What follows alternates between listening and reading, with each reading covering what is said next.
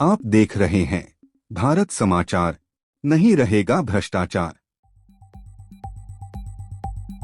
नमस्कार, मैं शब्बीर हसन और आप देख रहे हैं भारत समाचार। जैसा कि आप सभी जानते हैं, छत्तीसगढ़ विधानसभा चुनाव 2023 की शुरुआत बिल्कुल हो चुकी है। 2 चरणों के इस चुनाव में प्रथम चरण का चुनाव बस्तर संभाग में हो चुका है और अंतिम चरण के मतदान होने में महज 4 दिन शेष है। इसी क्रम में भारत समाचार की ओर से जो खास पेशकश की शुरुआत की गई है, इसमें कितना है दम। इस एपिसोड में हम आज पहुंच चुके हैं प्रेमनगर विधानसभा क्षेत्र के शिवपुर में, जहां आज हमारे साथ कांग्रेस पार्टी के बहुत ही, मैं कहूंगा, वरिष्ठ कार्यकर्ता कह लें, जो कि वर्तमान में जिला पंचायत उपाध्यक्ष भी। जी हाँ, बात कर रहा हूं मैं नरेश राजवाड़े जी। आइए हम आज उनसे बात करते हैं और चुनावी चर्चा को प्रारंभ करते हैं। सबसे पहले आपका बहुत बहुत स्वागत है भारत समाचार में। सर, जैसा कि छत्तीसगढ़ विधानसभा चुनाव 2023 जो कि अपने अंतिम चरण में पहुंच चुका है, तो किस प्रकार से आपकी तैयारी चल रही है और किस तरह से आप जनता को मोहित कर रहे हैं ताकि वो आपको मतदान करें? निश्चित रूप से पूरे विधानसभा क्षेत्र प्रेमनगर ही नहीं बल्कि पूरे छत्तीसगढ़ में कांग्रेस पार्टी का एक लहर है। पिछले 5 साल में कांग्रेस की सरकार ने, माननीय भूपेश बघेल जी की सरकार ने, माननीय टीएस बाबा साहब की सरकार ने जो जनता के भलाई का काम किया है, खास करके छत्तीसगढ़ के किसान, छत्तीसगढ़ का गांव और छत्तीसगढ़ के आदिवासी और दलितों का जो विकास का काम हुआ है, साथ ही जो छत्तीसगढ़ की संस्कृति है, पुरातन संस्कृति, कला, हमारा रीति रिवाज, रहन सहन, हमारे तीज त्योहार, उन सबको पुनर्जीवित का काम माननीय भूपेश बघेल जी ने किया है हमारी कांग्रेस की सरकार में, और जिसको लेकर के हमारे छत्तीसगढ़ के सभी लोग उत्साहित हैं। प्रेमनगर में भी बहुत उत्साहजनक वातावरण है और सब लोग कांग्रेस को जिताने के लिए कमर कस लिए हैं। हमारे कार्यकर्ता पोलिंग बूथ स्तर पर, सेक्टर स्तर पर, जोन स्तर पे पूरा सक्रियता से मुस्तैद हैं और कांग्रेस की बात को जन जन तक पहुंचा रहे हैं। आने वाले 17 तारीख को कांग्रेस के पक्ष में अच्छा मतदान होगा, ये हम लोग को विश्वास है। सर, जैसे कि पिछले सत्र में भारतीय जनता पार्टी बिल्कुल एक तरफा पिटी थी, लेकिन कहीं ना कहीं हमारे सरगुजा संभाग में जो 14 सीटों पे कांग्रेस आई थी, तो कहीं ना कहीं वो पिछले सत्र में टीएस बाबा को मुख्यमंत्री के रूप में देखने के कारण ऐसा था, या वास्तव में लोग कांग्रेस को ही प्राथमिकता दे रहे हैं और कांग्रेस को ही सत्ता में दोबारा लाना चाहते हैं? देखिए, पूरे सरगुजा संभाग ही नहीं बल्कि छत्तीसगढ़ में माननीय टीएस सिंहदेव जी हमारे नेता हैं, कांग्रेस के बड़े लीडर हैं, और सरगुजा संभाग तो उनका कार्य क्षेत्र है। यहाँ के जन जन में टीएस बाबा बसे हुए हैं और यहाँ कांग्रेस का मतलब टीएस बाबा ही होता है, तो सभी कांग्रेसी उत्साहित हैं और निश्चित रूप से पिछले बार उनको मुख्यमंत्री के रूप में हमारी जनता देखना चाहती थी सरगुजा का, लेकिन हाईकमान का फैसला सिरोधार्य होता है। और टीएस बाबा भी बहुत सुलझे हुए व्यक्ति हैं। उनका व्यक्तित्व तो आप सब जानते हैं कि वो हमेशा से कांग्रेस की मजबूती के लिए काम करते हैं और उनके जितने भी फॉलोअर हैं उनका भी अमूमन पूरा व्यवहार और सिद्धांत टीएस बाबा से ही मेल खाता है। और सरगुजा वासी इस बार फिर से सरगुजा संभाग के सभी सीटों में कांग्रेस के विधायक जिता करके छत्तीसगढ़ में कांग्रेस की सरकार बनाने के लिए महत्वपूर्ण भूमिका निभाएंगे। सर, अगर मैं घोषणा पत्र में आऊं, कांग्रेस के घोषणा पत्र में, तो आज से 2 दिनों पूर्व जो घोषणा पत्र में विवाहित महिलाओं के लिए जो भारतीय जनता पार्टी की ओर से प्रति माह 1,000 रुपए और वार्षिक 12,000 रुपए का रकम देने की घोषणा की गई है, तो 2 दिनों पूर्व तक ये कांग्रेस पार्टी की तरफ से नहीं था, अचानक से ये 15,000 रुपए सालाना, इस बारे में संक्षेप में बताएं। देखिए, घोषणा पत्र हर पार्टी बनाता है और घोषणा पत्र का जो आधार होता है ये होता है कि क्षेत्र का विकास और हमारे क्षेत्रवासी कैसे लाभान्वित हो सके सरकार की योजनाओं से, कैसे उनका जीवन स्तर में सुधार हो सके, कैसे वो समाज मुख्य विकास की मुख्य धारा से जुड़ सके। तो वो उस प्रकार के बिंदु जो सरकार कर सकती है लोगों के जीवन स्तर को सुधार करने के लिए करते हैं। भारतीय जनता पार्टी के तरफ से भी कई उल जुलूल घोषणा ऐसे घोषणा किया गया जो कि शायद वो कभी पूरा नहीं कर पाए। उन सबको देखते हुए हमारे कांग्रेस के जो उच्च स्तर के लीडरशिप है उसने निर्णय लिया है और जनता के हित के लिए अच्छे घोषणा पत्र में कांग्रेस की तरफ से लाया गया है।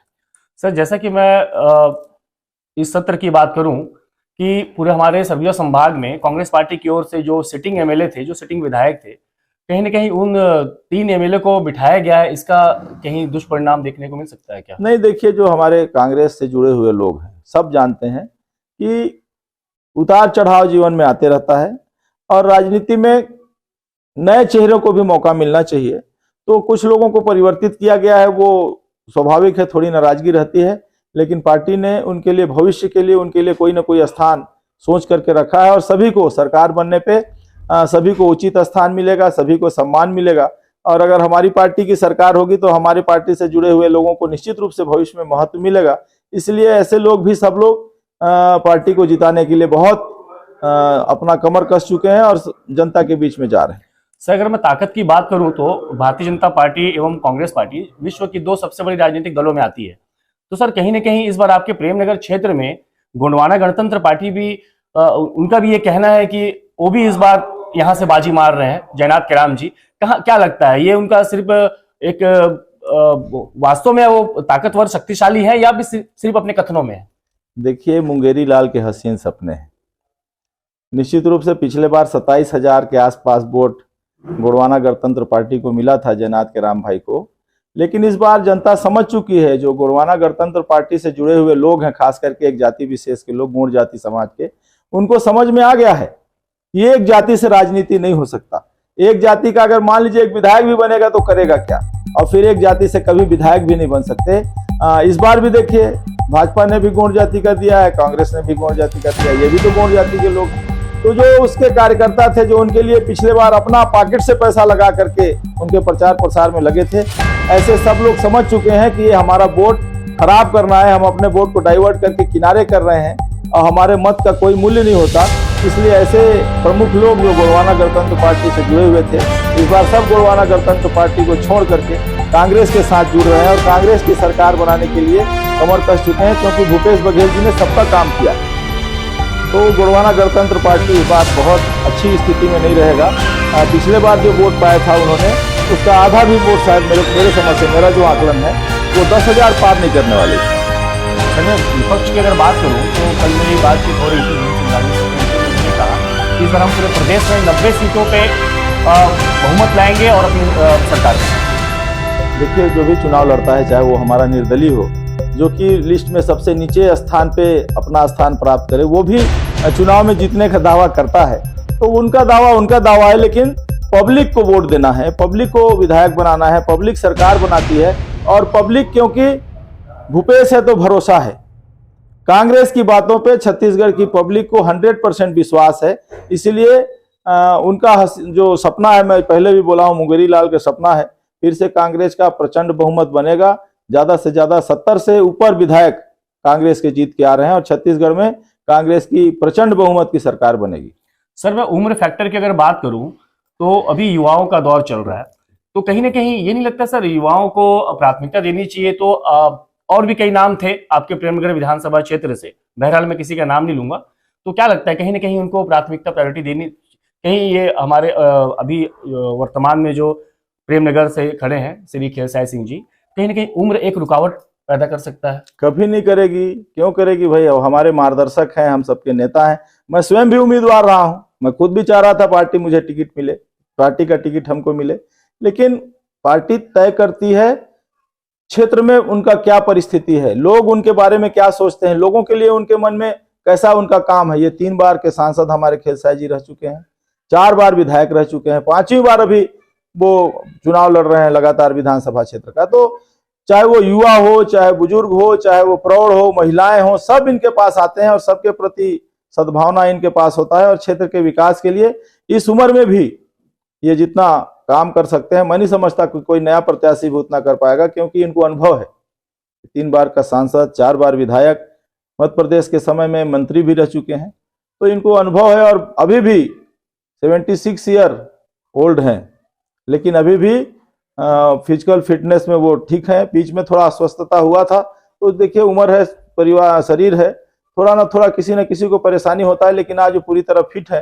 देखिए, सवेरे 8 बजे से लेकर के रात को 11 बजे, 10 बजे, 11 बजे, 12 बजे तक वो विभिन्न गांव का दौरा कर रहे हैं। मैं समझता हूं एक दिन में 15 से 20 गांव जा रहे हैं, पब्लिक के बीच में जा रहे हैं, भाषण कर रहे हैं, लोगों से मिल रहे हैं, और उनके चेहरे में कोई सिकन नहीं, कोई न थकान न कोई परेशानी।